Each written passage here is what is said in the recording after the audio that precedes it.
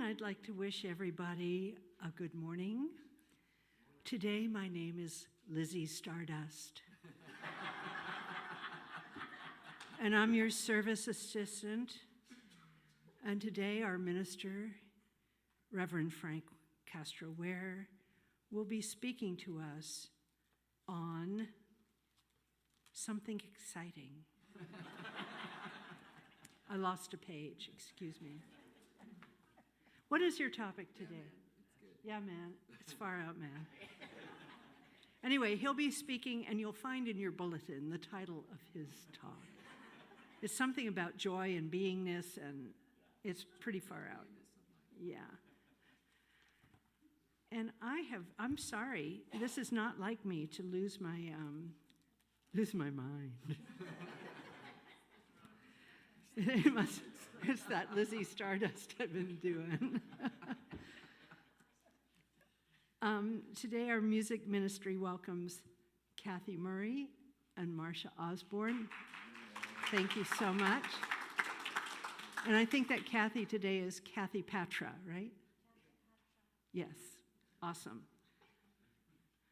And Marcia looks like an autumn tree. Falling leaves, there you go. And now please hold the words of this meditation hymn quietly in your heart.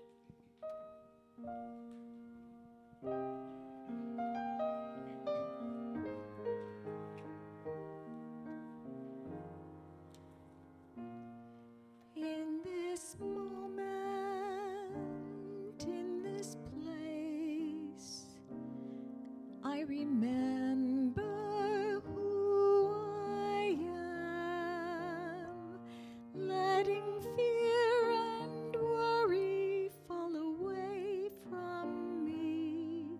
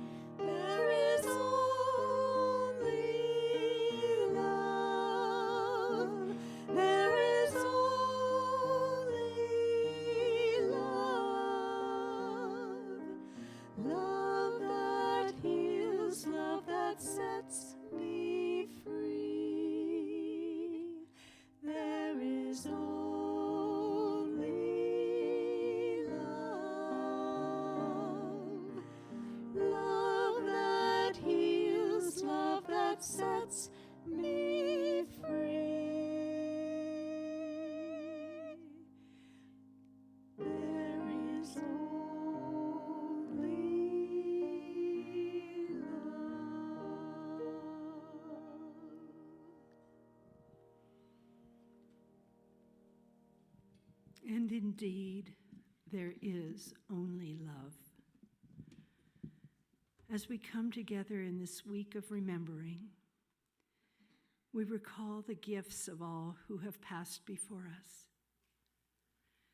We remember the anniversaries of the passing of our own loved ones, and we give thanks for their wit, their wisdom, their help, and their love. We acknowledge that we are who we are because of the parts they played in our lives. And as we look upon the turmoil around the world, we also pray for those who mourn, whether loved ones have passed due to natural causes, natural disasters, war, or other violent means. We affirm peace for their families and for the world. We honor all who have passed for who they were and their contributions to the world. How blessed we are for family, friends, teachers, mentors, for all of those who have helped us grow.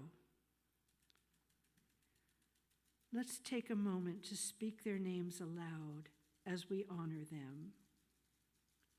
Ethel, Ed, Eddie,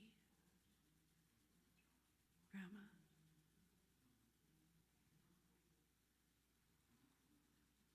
And let's also speak the names of loved ones who are facing challenges in their lives. Deborah, Janae, Todd,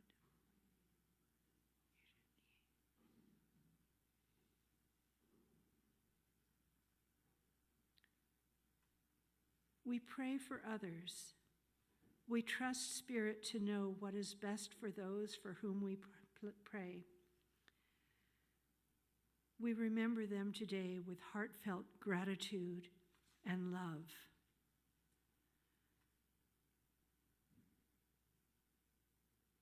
And as we move deeper into a time of opening our hearts and minds to deeper understanding, settle comfortably in your seat and take a deep cleansing breath.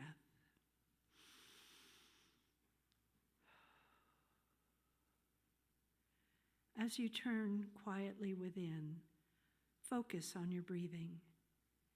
Inhale slowly and evenly with thoughts on the divine life within you.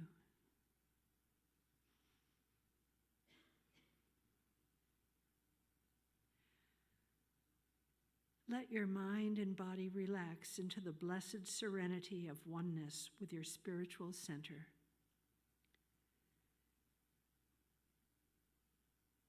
In the tranquil presence of the divine, experience the calm peace of your soul.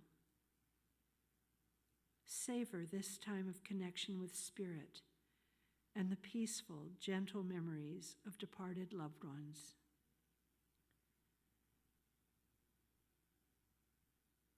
Affirm quietly to yourself, I am grateful for the blessings and the joy surrounding and indwelling me.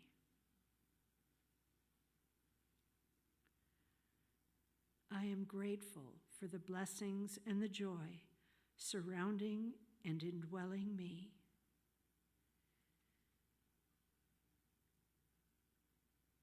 During every moment, I feel contentment in my heart when I breathe joy into my life.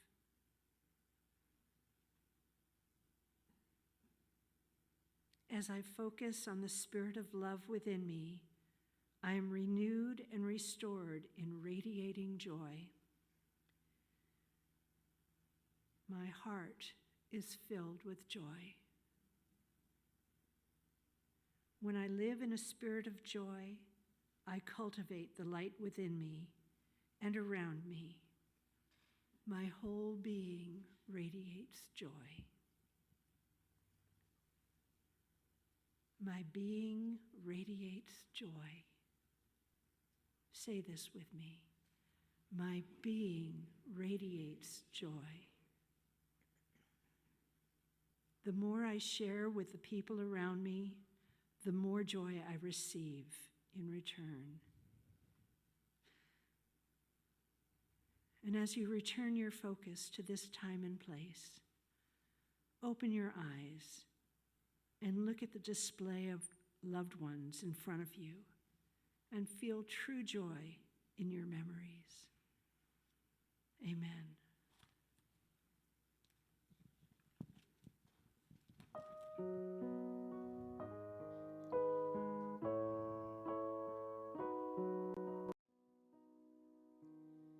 So many angels surrounding me. So many angels, it's you I see. So many angels walking around. So many angels, some lost, some found. So many lessons surrounding me. So many lessons in what I see. So many lessons walking around. So many lessons, so profound.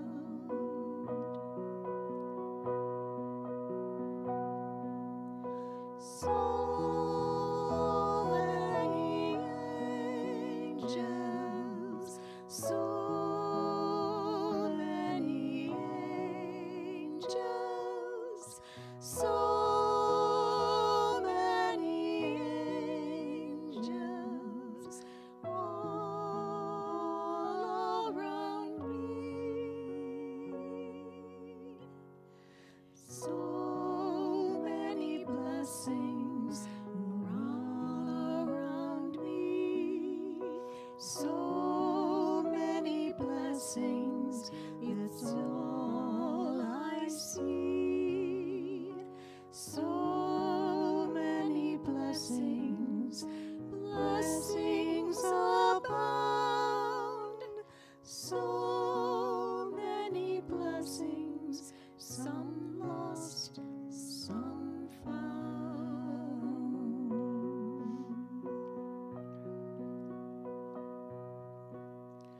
So many angels, so many angels, so many angels all around me. So many angels surrounding me. So many angels, it's you I see. So many angels walking around.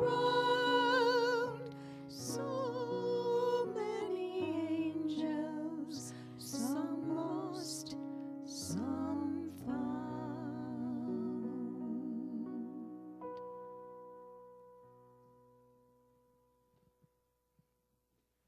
Wow, thank you guys.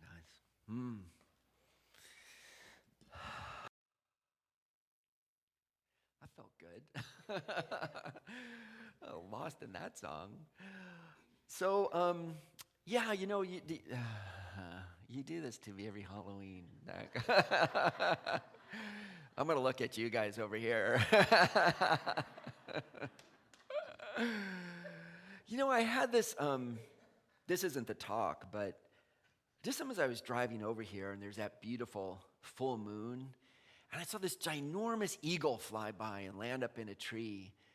And, there's times, and it's the first, I think, frosty weekend Do you ever feel like there's times where the veil is thin?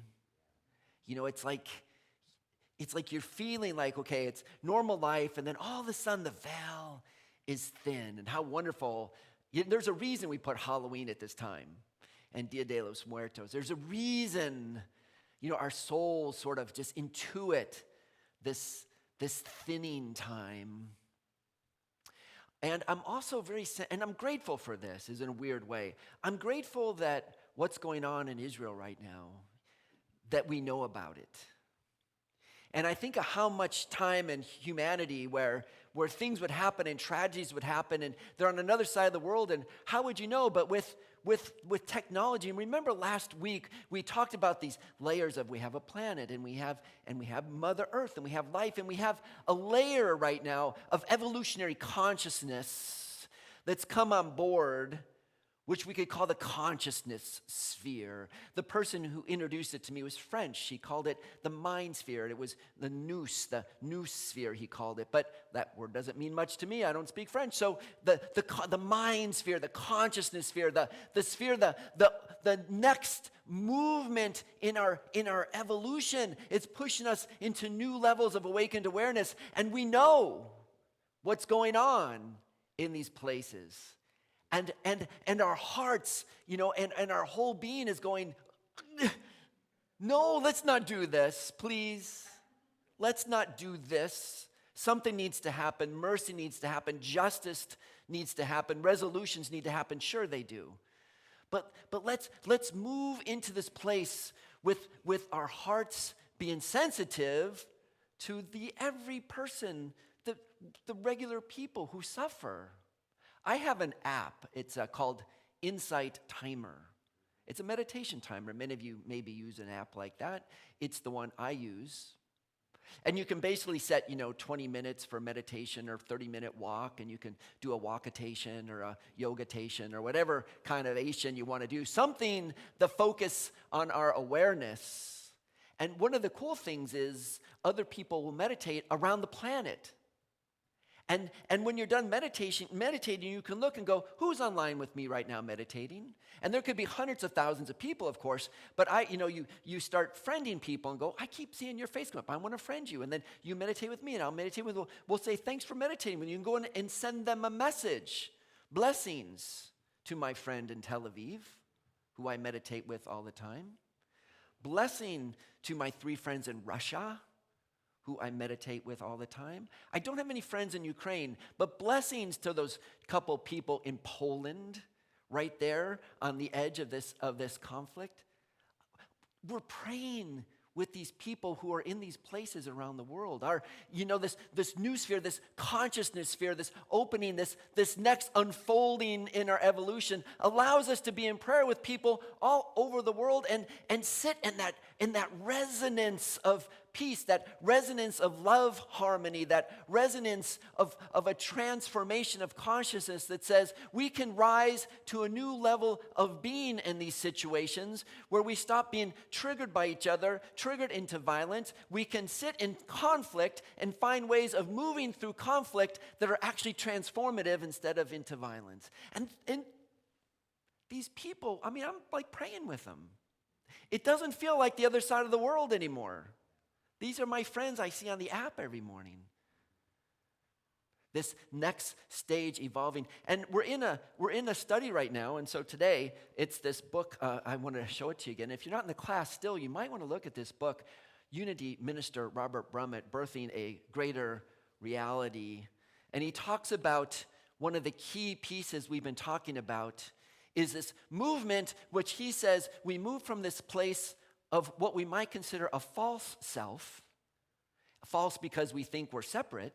It's the self that thinks I'm separate from you. And we're moving in consciousness, and it's all about an evolution of consciousness. And he says this is the spiritual path. We evolve in our consciousness. And what are we evolving to? It's moving to this place where we recognize that the oneness of who we are together as this community of beings. And the beauty of it is, looking forward, is we think, well, if I go into this oneness space, I've lost myself. How can I lose myself? And the beautiful mystery is we find ourself when we find the truth of our, and it's not just an interconnection, it's deeper. It's a palpable sense of one heart, one soul, capital S, that we show up in our soul, one consciousness, capital C, where we each get to express our little c consciousness in part of this whole play of consciousness, this whole evolution towards the fullness. And what's funny is, I love this, in one of the classes, we talked about we're moving out of the false self into our essential self, our deep, truest self, capital L self. You might say the Christ self in that tradition. That deepest truth. And one person said, well, I don't really like that idea of a false self. Because the truth of me is, sometimes I live in my obligated self.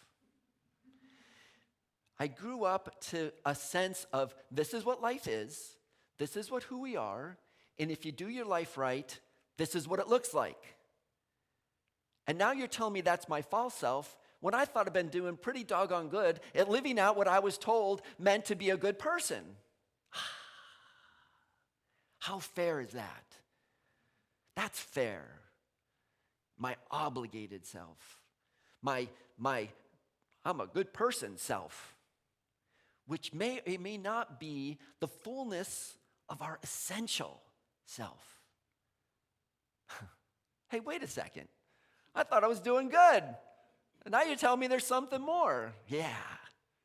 And that something more brings deeper and more profound levels of bliss and joy and a feeling of full contentment. And you go, oh, so this path to my essential self is full of fun and it's always easy, right? No, it's not. As a matter of fact, sometimes it is. And sometimes just the opposite.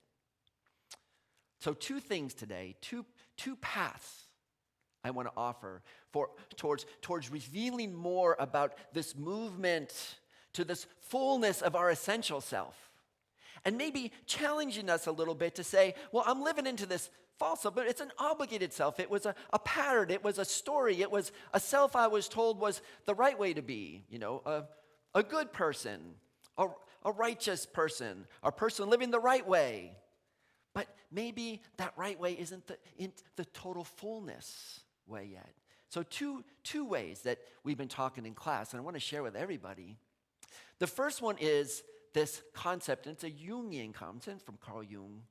It's about moving through a recognition of our shadow.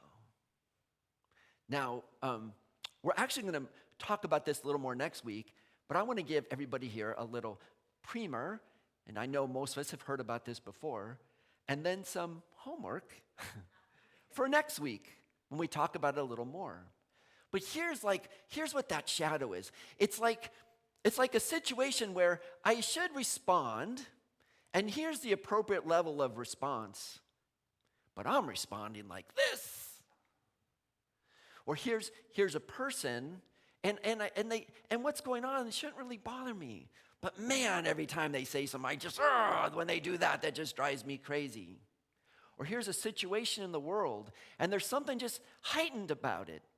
It's like, I look around, there's 5 people in the room, there's 5 friends with me, and they're all going, yeah, that happened. It's like, no, you don't understand, this is really important, you gotta I was thinking as an example, so we've been working with this book, and I've been journaling my shadows. And here's the thing, guys. If you say, okay, Spirit, over the next week between now and Sunday, allow me to see some of my shadows. I want to be awake and aware and alert to some of these shadows. If you're brave enough to make that prayer, yeah, you know what's going to happen by next week. You'll see them. They're not hard to see. Here's a fun example. You ever read Dear Abby or Miss Manners or one of those? So you go to Miss Manners and someone writes a letter and they say, this happened in a relationship. You go, oh man, that's terrible. I really feel for you. That's a tough situation. I wonder what I would do. Okay. Yeah, that's a tough one. Yeah. And then you read another Dear Abby and they say something about, something at work or something at home. And you go, oh yeah, that's happened to me. That's a tough one. Yeah.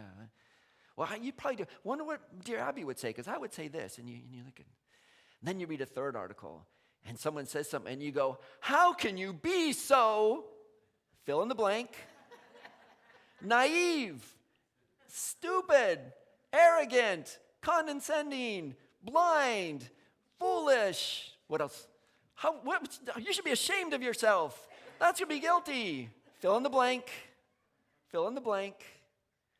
How could you, projection out on somebody else, possibly not see this?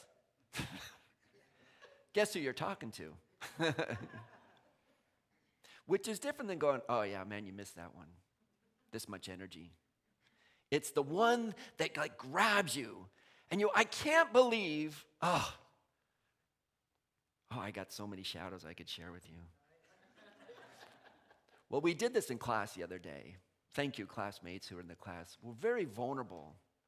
People telling some stories about some things that crept up in shadow. And when you're onto something, when you share the shadow energy, you go, I saw this in my life. When this certain things happens with I was laughing to Jan, I'll just tell this one. When this team loses, okay, your team loses, right? Bummer. I'd like them to win. And then sometimes you're like, what the heck is wrong? That coach should be fired. And it's like, they don't care about me. I've got nothing to do with whether or not this team wins or loses. I mean, nothing.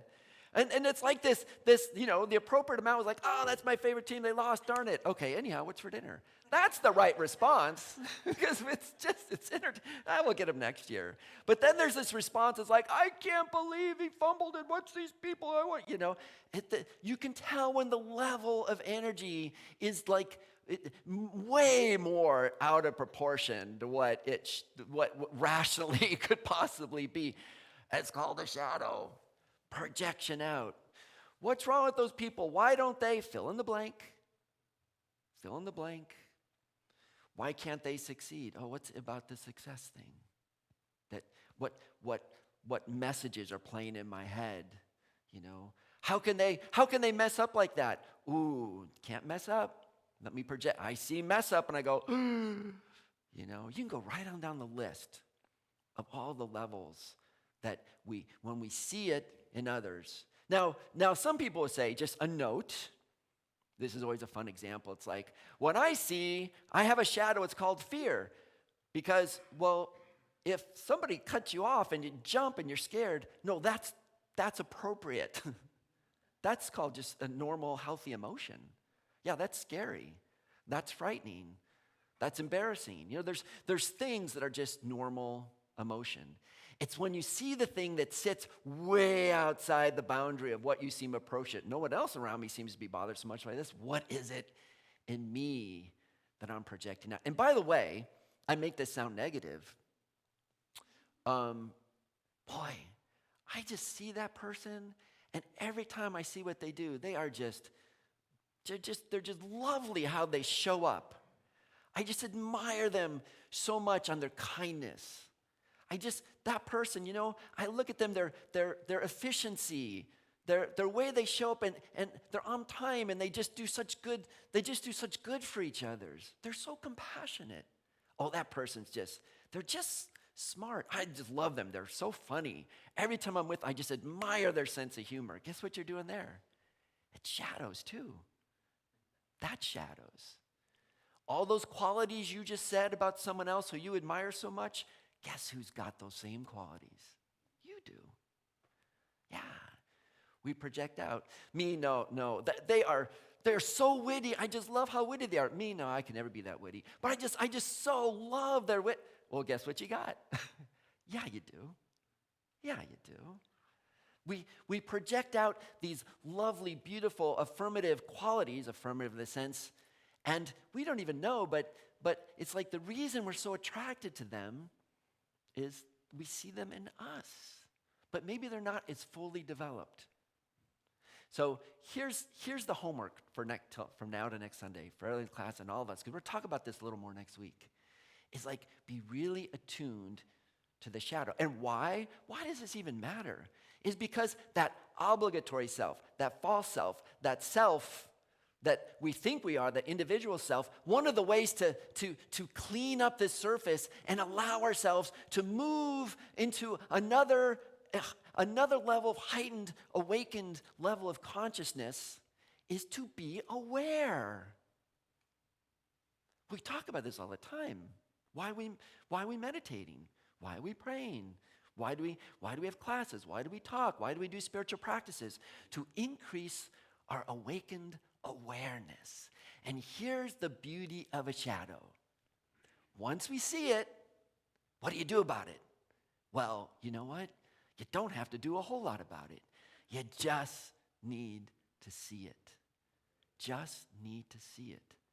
Now, you may say, I wonder why I have that. And we might be able to go back and do some work and look at our family, our home, and something about our childhood. We may be able to discover, oh, I see where that history comes from. I see. I can hear a parent telling me that. And that would be good, and that would be interesting, and that's fine. But then the next step is to name the feeling, to name what it is that's really going on, to just name it. I keep looking, and it's this shame thing that I keep saying they should be ashamed of themselves. Shame.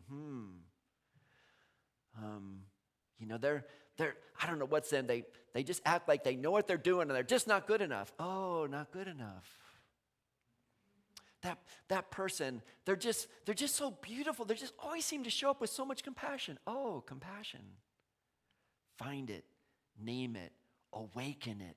Become aware and watch then how we move out of this obligatory, I've been told to be this way, and the awakened to the truth of our essential nature goes, oh, I was told this is the way to be, but my true essential self, I'm starting to find more about it.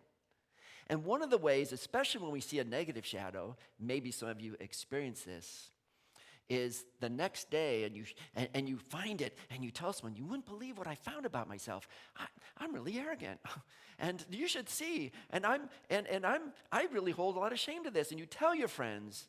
The next day you wake up and we call this a vulnerability hangover.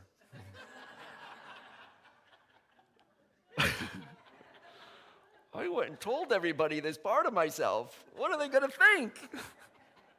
You know what they're going to think? God, I love you when you're honest. God, I know you better when you tell the truth about yourself. And oftentimes when it's a best friend, yeah, man, we knew that. Glad you caught on. We already knew that. Or had a sense of it. And here's the other beautiful thing about this vulnerability with our shadows. And when we see more of ourselves and we open up, because when I do it, it's an invitation for others to do it. And you know what? We want to do it. It's sometimes frightening, but why we like to do it is it feels so good. It moves the needle on our awakened awareness. And what is the whole purpose? Brahma, this whole thing of the book. We raise our awareness and it moves us to a next level of awakened consciousness so we know more about who we are. We know more because we know more about ourselves. We know more about community. We know more about humanity. We know more about the world. We know more about the territory of this place we're playing in called the world. Oh, finding those shadows and popping those bubbles. Wow. A whole new space, a whole new area to ride in. And it takes some courage. Some of this takes some courage, a little vulnerability. Share with who you really trust to share with. But start with your journal. Share it there first. Oh, I found a big old shadow the other day, and I just named it. It was like a bike tire that just got a nail in it. All that energy. I was like, oh my God. Just going, that's a shadow. I went, that feels good. Wow. I may be journaling with it for a year, but I named it. just naming it. And guess what? This is the human journey. This is us. So, homework, courageous. Look at those shadows. We'll talk more about it next week when we have more frame of reference, because that's the territory we want to play in. Okay, that was one. The second thing about new levels of awakened awareness, and this kind of plays into Brummett's book a little bit, but it's this celebration that they do. If you've never seen this altar before, it's a Dia de los Muertos. It's all over the Americas, mostly Mexico and South America. It always coincides with what we do in North America as Halloween. But it's a time, people put up these altars in their homes, and they put their ancestors. They put their ancestors. And in some places, they'll go to the cemetery, and they'll have a picnic by the gravesite. And for me, I think there's something really wonderful about this presence. Thank you, everyone who brought in pictures. And you can just project your own family members if you don't have a picture up here and think about them. But I really said, I know it feels right, but I can't always put the words to why this is so moving for me. And maybe for you, I hope so. And so one question I bring to you in this thing about the obligatory self, who I was told to be, who I thought I was supposed to be, who I lined myself up in my life to find this right way of living, who told you that? Who told you that was the way to be? Ta-da!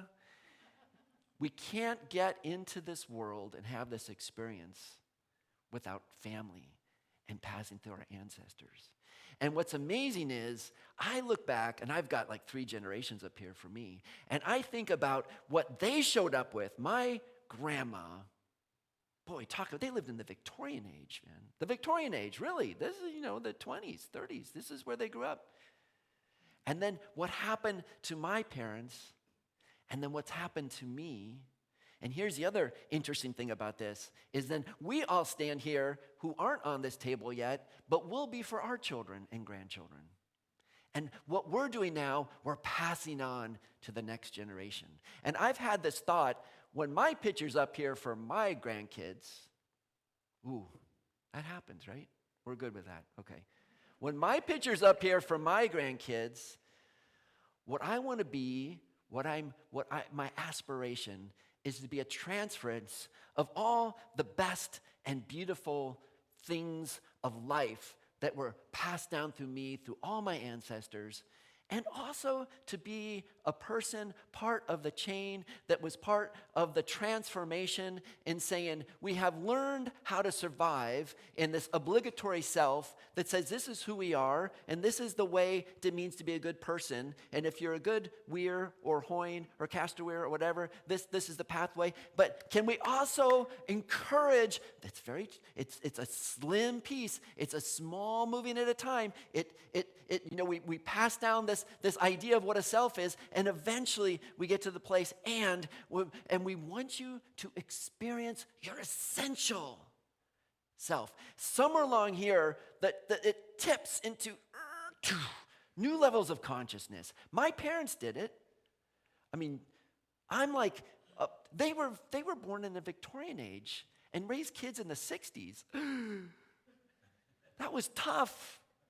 Trying to make that turn in consciousness. Last week, we talked about spiral dynamics, these great turns in the consciousness. We have lived through multiple great turns of, a postmodern, modern, sensitive energy. We're moving into integral consciousness. We are living in a time where each of us, in our personal consciousness and culture as a whole, we're on the move. Things are breaking open in whole new ways. And it's an invitation to say, it's an invitation because the world is saying we need these souls who move and wake up to their essential nature. It's time to move.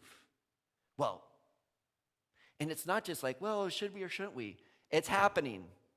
So the question is, do we want to dive into the stream that's moving? Do we want to float into the current? Are we willing to jump in and go the way that evolutionary consciousness, that spirit, that the divine source is saying, okay, friends, new time, new game, we're playing. Come on, come this way. Divine. God says, here's the way. It's not a push in the back. It's a gentle invitation. Here's the way forward to some final. We talked about an omega point, an end point, a final game, the final. And is it mapped out exactly, specifically what it looks like? I don't think so. I think the divine is saying, co-create with me. Find the path. Enjoy the party. Be in this bliss of finding the way. But it's this direction. And the dance you decide to do along the way, surprise me, God says. Surprise me. Co-create with me. And let's move into this new direction of awakened consciousness. And so what it exactly looks like, well, I don't know if there isn't exactly what it looks like per se, but what does it feel like in our souls? If feeling's the right word. What is that vibrational match deep in our souls that we're moving to? That's the invitation. Match this. Get in this, get synchronized, get coherent, we use these words, with this divine energy. We're moving this way. And as scary as it says, all the things that we thought are obligatory self, are, this is the way it means to be perfect, we might need to let some of that get really soft. Because we might find that our essential self will really surprise us of what it's asking us to show up in as we step forward in a new way. And so and one of the things I did is I went back, I'll tell you this, I went back and I called my sister and I said, there was a time you told me about in Mom's life. I had already moved out, but it was this great time, and she was with she was working at this monastery. What was it called? And my sister, who's like 15 years younger, she was always Tollentine monastery. It was Augustinian, and I was like in 6th grade, and I used to ride my bike across a busy street, and I'd go play in the gardens. And my mom went over there, and she met this guy, Father John Crett. I just looked up his picture 5 minutes before I walked out here. I said, here's an ancestor that I forgot about. So I put his picture up here in my mind, or for all of us. And here's a guy when my mom was going through incredibly difficult times physically and changing, and part of her psychology was moving and transforming, and she raised 7 kids, This was the guy who for like 5-6 years was a star in her life. This monk who just taught school and he taught band. My sister said, and it's funny, when we look for our essential self, not only do we look at the shadows that tell us, part of this is like a shadow, but it's like, who are those people, these ancestors, that touched us in such a profound way that they opened an avenue. And we said, look at this way. And you go, oh, that way, yes. Moving towards the fullness of me, that essential self of me. You modeled it. I want to move that way. And I just threw out this guy, Father Crett. I just called my sister. She told me all about him. I'm like, I used to go home at Christmas and visit. And I met the guy and I knew the guy. But in my world, in my sphere of influence, he was like this profound place. Maybe there's people out there we don't even know because they've touched a parent, they've touched someone that's important to us, and it's transmitting through them to us. We are grateful to those ancestors who we may not even be able to name. They were just there, part of the thread of the people we did know that were pushing us along. And I almost want to put a crib up here because we are it for them. So how do we want to show up for this next generation? And part of this flow, we're just in the stream. We're in the stream of this. That's what we get to do. Be part of the passageway. Be part of the game. Be part of the story. Be part of the unfolding. And the more we get in touch with that essential self of ourselves, the more we transmit it to this next generation. So let's do this just for a minute. Everyone, people put a picture up here, but close your eyes for just 1 second and let's touch.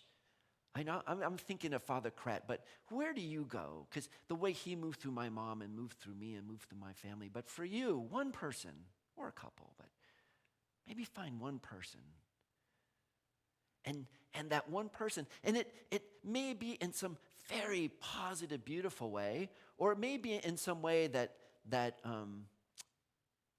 because of a challenge they had a resonance that kind of kind of invited you into a new way of awakened awareness? Who is that person? Wow. Some maybe beautiful thing they said, some pattern that they had, some habit that they taught that you copied or decided not to copy.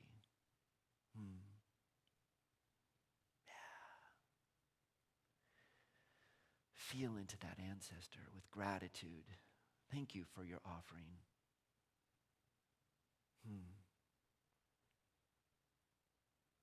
Thank you for how you've supported not only a healthy obligatory self, they may call it a false self, but it was myself that helped me survive, and you helped me to do that, but you also opened the pathway to the next step of my essential self that's moving forward into something that nobody might have even imagined, beyond the expectations, beyond the obligatory, into these new awakened realms of me.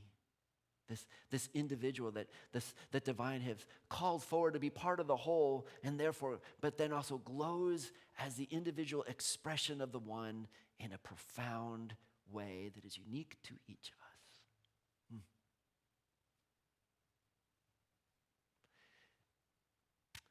And I want to, towards the end here, close with one story. I asked Malin, who's you're thinking of ancestors, whose mom passed just a little less than 2 years ago. But she shared a beautiful story about her mom and that transference. So I thought if she'd be willing to share a little bit about her mom. Here's her picture, by the way.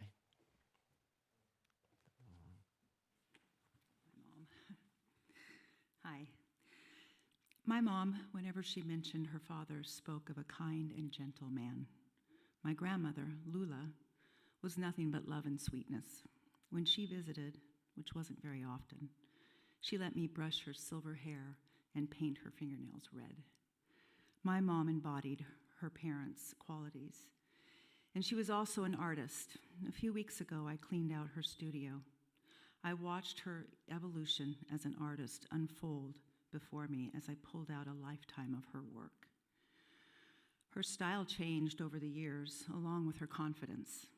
I felt her creative journey through the pages of brushstrokes, color studies, and thumbnail sketches of a few of the paintings that actually hang in my house. She saw the world through the lens of an artist. I remember being at the dump, and she commented about the textures and shapes and colors in the heap of trash. "Just squint your eyes," she said. I couldn't get past the garbage or the waste.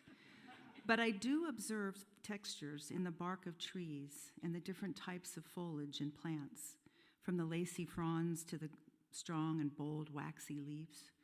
I'm filled with joy when sunlight illuminates the orange and yellow fall colors, or the pile on the ground repeats the shape of a maple leaf's contour. I can hear her talking about lost and found lines. She taught me how to see, to observe, to behold in a way that has and continues to enrich my life. I also cleaned out her filing cabinet. It was bittersweet. There were articles about art, her notes that had faded over the years, and pictures for ideas and inspiration. These were not my style, but I can see that I stand on her shoulders, the way she stood on her mother's. Each of us moving forward and pulling this essence of the ones who came before us into our hearts. There were thank you letters from the Arts and Education program where she volunteered. She shared her art skills with children who otherwise would not have had art in their education. I was a child during this time and didn't see the full faceted expression of my mom. I do now. And when I volunteer at the school, she stands beside me. My mom was an introvert and a Southern belle. I could never live up to that Southern rule of etiquette. She knew how to play the role and break the rules in a genteel manner. She often told me to be nice, commented that I wasn't being so. I saw in her reaction to my not-so-nice behavior what was expected. So I learned to be nice, but it came at a cost. I didn't learn how to handle my anger. I stuffed it down, put on a smile. This created a disconnect and a lack of authenticity. I thought I did a good job of hiding it, but it was just below the surface and visible to those who knew me well. Through many healing modalities, I was able to touch that anger and turn it into action. Sitting with it still makes me want to run to the refrigerator or take a brisk walk, but more often I'm able to journal and pray my way through it when anger arises. I can see the continuation or evolution of both my parents emerge in me, their true nature and their shadows. I feel their essence whenever I move forward in my creative endeavors. It's like they're cheering me on, and at times I think they're even clearing the path before me. Thank you.